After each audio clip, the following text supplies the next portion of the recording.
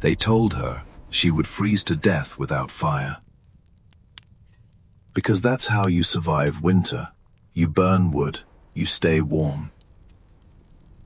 But one winter, a woman survived without burning enough wood to last a week.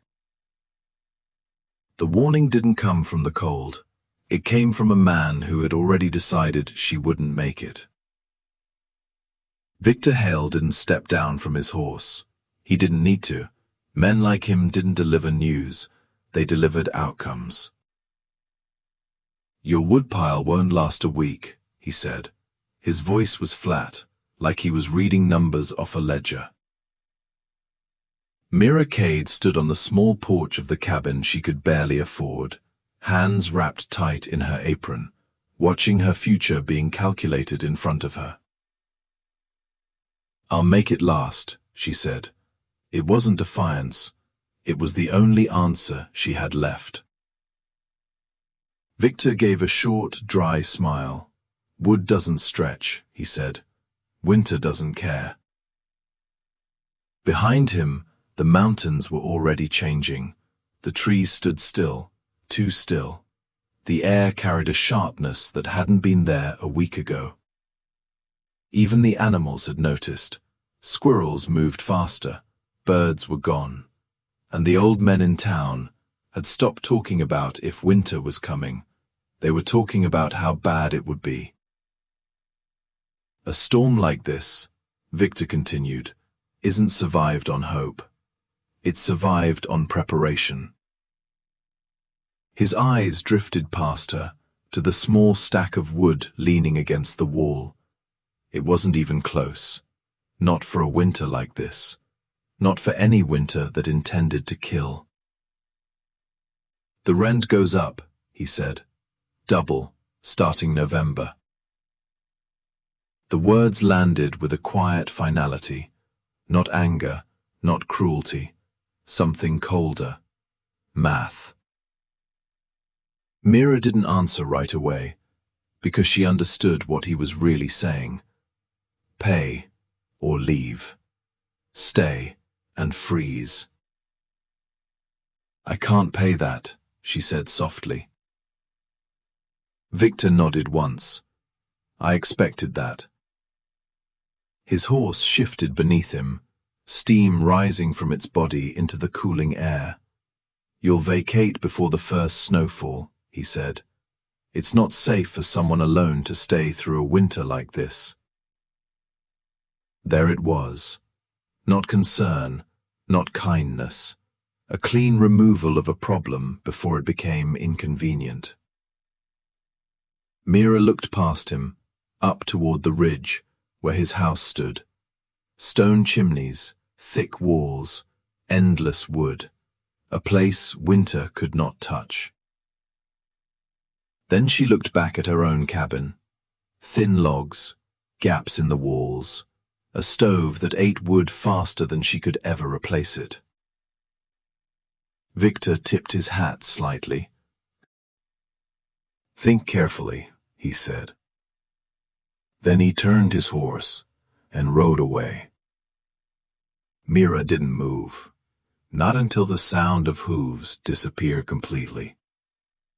Then slowly, she stepped off the porch, walked to the woodpile, and knelt beside it. She picked up a single log, turned it in her hands, feeling its weight. This was what everyone depended on. This was what kept them alive. And it wasn't enough. Not even close. That night, she burned one piece, just one. And watched the heat rise, not into the room, but up, straight up, through the chimney, into the sky. Gone, wasted, as if the fire itself was trying to escape. Mira sat there, watching it happen, again and again, until something inside her stopped accepting it. Because this wasn't survival. It was loss. Slow, constant, unstoppable. She reached for another log, then stopped. her hand hovering just above it. Because for the first time, she wasn't thinking about how to burn it. She was thinking about how to stop meeting it at all. She didn't find the answer by looking for it. It fell. Quietly, from a place she had already searched 100 times before. Mira was packing. Not because she had somewhere to go, but because staying was no longer an option. Jonas's things fit into a single chest. Worn clothes, a sharpening stone, a Bible, softened by years of use. She held it for a moment, thumb brushing the edge of the pages, then something slipped free. A smaller book. Thinner, darker. Not his, the leather cover was different, marked with a pattern she didn't recognize. The pages were brittle. Covered in writing that meant nothing to her. But the drawings were clear. She turned the first page slowly. A house. But not like any house she had ever seen. It wasn't built on the land. It was part of it. Half buried into the side of a hill, with a roof that looked like grass. She flipped to the next page. A cross-section, lines cut through the earth, showing walls made not of wood, but soil, thick, dense, holding something inside. Another page, arrows drawn from the sun, pointing down into the ground. Then another, snow, layered across the roof, with a single note written beside it in a shaky hand, "The snow is a blanket." Mira stopped. Read it again, slower this time, because it didn't make sense. Snow wasn't protection. Snow was what killed you. But the drawing didn't show danger. It showed insulation, something that held warmth in, instead of letting it escape. She turned the page. And found the center of the design. A structure, large, solid, built from clay and stone. It took up nearly a quarter of the entire space, inside it, a small firebox. But the smoke didn't rise straight up. It moved sideways, then down. Then back up again, twisting through the mass like something trapped, forced to give up everything it carried before it could escape. Heat, not lost, stored. Held inside the walls of the structure itself, released slowly, over time. Long after the fire was gone, Mira's fingers tightened on the page. Because this changed everything. It wasn't about building a bigger fire, it wasn't about more wood. It was about using less. Much less. She flipped back to the first drawing, the house in the hill. The earth around it, holding the temperature steady, the snow above it, trapping the warmth inside. And at the center, a single controlled fire, feeding a system that didn't waste anything. Her breathing slowed. Not from relief, from understanding. This didn't fight winter. It used it. Every part of it. The cold, the ground, the snow. All of it, working together, instead of against her. Mira closed the book slowly, looked around the cabin. Thin walls, drafts she could feel even without moving. A stove that devoured wood and gave nothing back. A system that was already failing, before winter had even begun. She looked back at the journal, at the drawings of something older, smarter, proven somewhere cold enough to demand it. And in that moment, the choice was no longer between staying or leaving, between paying or freezing. It was something else entirely. Whether she would survive the way everyone else did, or not.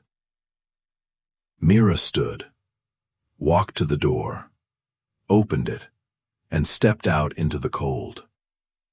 Her eyes moved across the land, not looking for shelter, but for a place that could become part of it. Because if this worked, she wouldn't need a fire to survive the winter. She would only need to build it correctly. She chose the hillside because no one else would. Too steep, too remote. Too much work for something no one believed in. That was exactly why it would work. Mira marked the ground with the edge of her shovel. A rectangle, 10 by 12. Not large, but enough. Enough to hold warmth, enough to hold life. Then she began. The first layer was easy. Soft soil. Loose. Forgiving. It didn't stay that way. A foot down, the ground changed. Clay. Dense. Unyielding. The pick struck it with a dull, heavy sound, like hitting something that refused to move. The shock traveled up through the handle, into her hands, into her arms. Again, and again, each strike harder than the last. By midday, her palms had split open, blisters rising, breaking, raw skin exposed to cold air and rough wood. She tore strips from her petticoat, wrapped them tight around her hands. They didn't last an hour. The shovel wore through them. The pain stayed. So did she. Because this wasn't just digging. This was time, measured in snowfall. Measured in how long she had left before the cold arrived with teeth. Each shovelful was a decision. Keep going, or stop. She didn't stop. Not when her hands bled. Not when her shoulders burned. Not when the ground refused to give. Because the alternative was already decided. And it ended the same way every time. Cold. Silence. By the third day, the hole had taken shape. A wall of packed earth rising behind her. The sides sloping inward, holding the space like a hand closing around something fragile. It wasn't a hole anymore. It was beginning to feel like a room, a place the wind couldn't reach. She stepped down into it, paused, and listened. Nothing. No wind, no movement, just stillness, the kind that didn't exist above ground. For the first time, she felt it. Not warmth, but the absence of loss. That was enough. More than enough. She climbed back out, picked up the shovel, and kept going. Because this part was only the beginning. The real danger was still ahead. She needed a floor that wouldn't turn to mud, walls that wouldn't collapse, a structure that could hold the weight of winter pressing down from above. And at the center of it, she needed the thing that would decide whether she lived or froze. The heater. She marked the corner where it would stand. Bigger than anything she had ever built. Heavier than anything she had ever lifted. And if she built it wrong, it wouldn't just fail. It would kill her. The thought didn't stop her. It sharpened everything. Because now, this wasn't just work. It was survival with no second chance. She raised the pick again and drove it into the earth. By the time the first snow came, the structure was not finished. It wasn't meant to be. Not completely. Because winter doesn't wait for perfection. It tests what exists and breaks what doesn't hold. The first flakes fell quietly, light, harmless, almost gentle. Mira stood at the edge of the excavation, watching them settle into the exposed earth. Knowing this was the last moment before everything changed. She climbed down into the shelter and closed the door behind her. The light dimmed. The outside world faded, Inside, it was still. Not warm, not yet, but contained. She moved to the corner where the heater stood. Clay and stone, stacked by hand, shaped from memory and guesswork. It looked solid. It felt solid, but that didn't mean it would work, or that it wouldn't kill her if it didn't. Smoke, carbon, heat trapped in the wrong place. One mistake, and this room would become a coffin. She crouched in front of the firebox, placed a small armful of dry wood inside. Not much. That was the point. She struck the match. The flame caught slowly, then spread. The fire built into something stronger, contained, controlled. Mira closed the iron door and waited. The first minutes meant nothing. Fire always felt warm at the beginning. The question was, what happened after? She watched the walls, watched the seams between the clay, looking for movement, cracks, smoke. Nothing. The air stayed clear, the flame stayed contained. Time passed. The wood burned down, collapsing into a bed of coals, then into ash. The fire was gone. And that was when everything mattered. Because in every other house, this was where the cold returned, where the heat escaped, where the fire had to be fed again, again, and again, and again. Mira didn't move. She placed her hand against the surface of the heater, waited. At first, nothing. Then, slowly, warmth. Not sharp, not burning. Deep, steady. The clay had taken the heat and was holding it, keeping it inside the room instead of sending it into the sky. Mira leaned back slightly, watching the space around her. The air didn't rush, didn't pull toward the chimney. It stayed. The walls, the floor, even the air itself, began to change. Not quickly, but enough to feel it, enough to know. It was working. Not perfectly, not completely, but enough. Outside, the snow thickened. The wind followed, low at first, then rising. By nightfall, it was no longer weather. It was force. Pressing against the land, searching for weakness. The roof held. The walls held. The earth did not move. Snow gathered above, layer by layer, weight pressing down on the structure she had carved. But it didn't break it.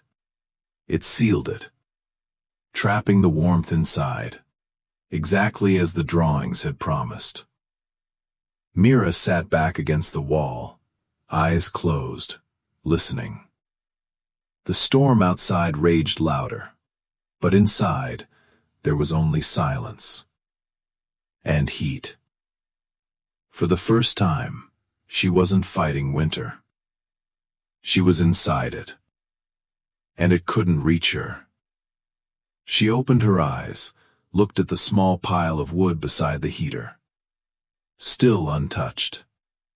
Still enough for days, while the rest of the valley was already starting to burn through theirs.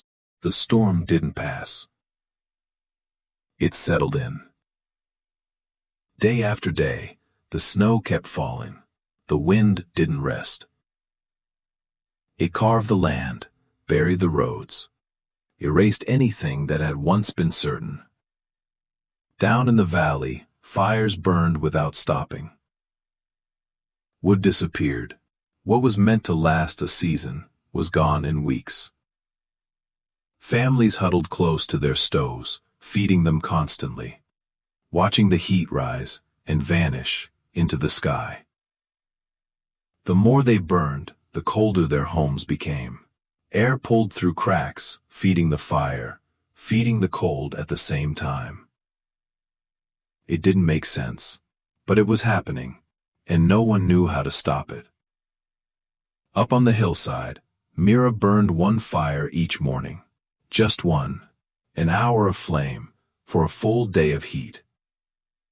The heater held it, stored it, released it slowly, long after the wood had turned to ash. The snow above her kept building. 4 feet, 5, 6. A weight that should have crushed her. Instead, it sealed the roof, held the warmth inside, turned the storm into insulation. Inside, the air stayed the same, still, warm, unchanging. While outside, everything else failed. Cabins froze, stoves emptied, and the certainty that had built the town began to collapse. By January, people were dying, not all at once, but enough to change the way everyone looked at winter, not as something you endured, but something that decided who stayed and who didn't.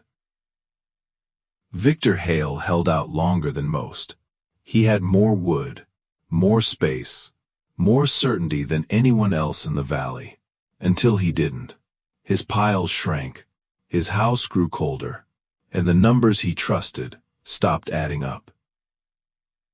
He thought of her, not as she was, but as he had left her, alone, unprepared, already gone. That should have been the answer.